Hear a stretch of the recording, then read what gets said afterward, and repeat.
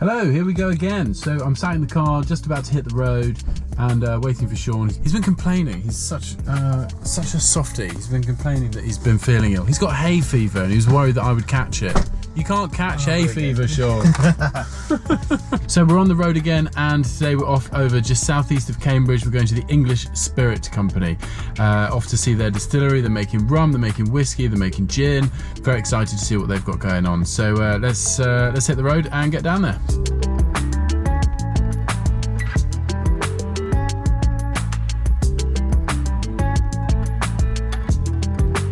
Well, this is unexpected. We've just arrived in the deepest countryside in Great Yeldham at the distillery. They have a lake! I want a lake. Sean, can we have a lake? We can have a lake. We might need a shovel though. This is huge. Look at this. There's a barn building. There's another barn building. More barn buildings. And then more barn buildings and more buildings. This is insane. There are 10 Copper Alembic pots behind me, each of them 200 litres, and they are running every day. They're fermenting 1,000-litre batches of molasses wash and sugar beet wash to distill. The molasses wash will take up to 2 weeks, 10 days to 14 days to ferment, and then they will get put into these pot stills to distill twice through to make their liquid. These behind me are fascinating. They've been designed by John himself. John, the founder, the owner, the brains behind this awesome operation.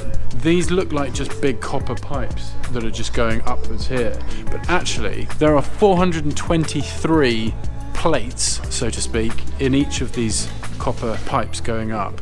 So in other words, they can go from their fermentation all the way up to 96+% in one distillation by running it slowly and running it up these unique, individually designed, hand-welded copper columns that they've created. Phenomenal little bit of engineering, and it's all just plumbed in, and even the condensing unit at the top is completely unique. The best way to describe it, Sean just said to me, is kind of like shell and tube, but just one tube with one shell around it. This is insane. And you can see here, each one of them is gas fired. So each one of these pots is sat on a naked flame, heating it up. So there's a maze of pipes for the water cooling the pipes down afterwards for condensing it, and for the gas to be heating it up as well. And then we've got new pipes flowing down here, which then collect the distillate in these churns at the bottom.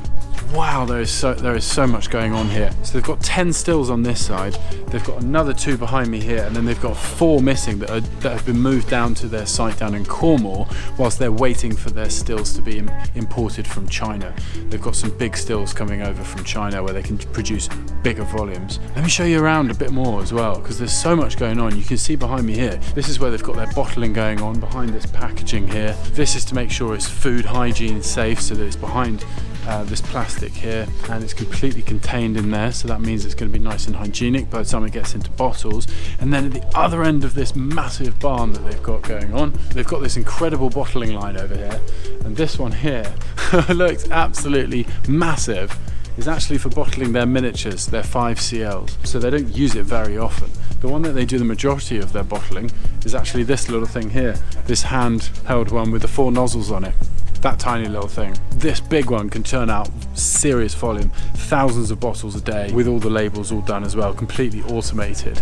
And then over in that section over there, behind the plastic sheeting, that's where they'll be putting the lids on, that's where they'll be putting them in boxes and stuff like that. Got pointed out this as well.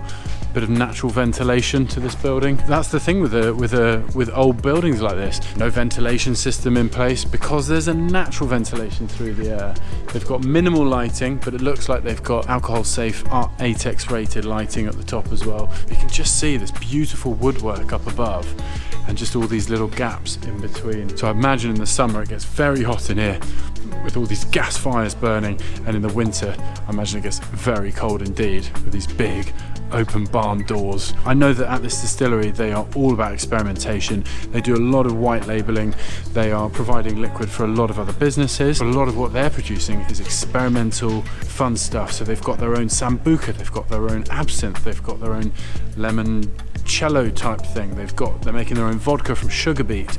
They're making their own rum, of course, and they're making gin, and it just goes on. The list is endless. Get down here, knock on the door, come and say hi. I'm sure they'd love to show you around.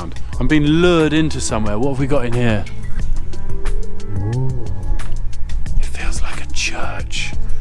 church of alcohol. This is amazing. It's very atmospheric, actually. How big is this? I'm going to give a prize to whoever gives the closest guess. How much volume in litres can this contain? How many litres? I'll give you a little help. That's 1,000 litres. Closest guess wins a prize. I was miles off. So that is the English Spirit Company producing a whole range of products in the middle of the most beautiful part of England I've been to in a very long time. Really mad setup, lots of their own design work, crazy stuff going on. They've just got, you know, just crazy, just IBCs just lying around with liquid. Tanks everywhere. Tanks everywhere, but producing some really cool stuff, really experimental. I think this is what I love about the craft distilling scene in the UK, is that this can happen. This wouldn't have been able to happen prior to 2008, and it now can, and I think it's something to celebrate. Really, really cool. Guys, thanks very much for watching. More distilleries coming up soon, and in fact, Sean's had a really good idea. We're going to show you around a cooperage soon, so stay tuned, and we'll see you soon. Thanks for watching. Bye-bye. Velociraptor footprints. That's how rural this is. Love it. Ducks, velociraptors, whatever it is.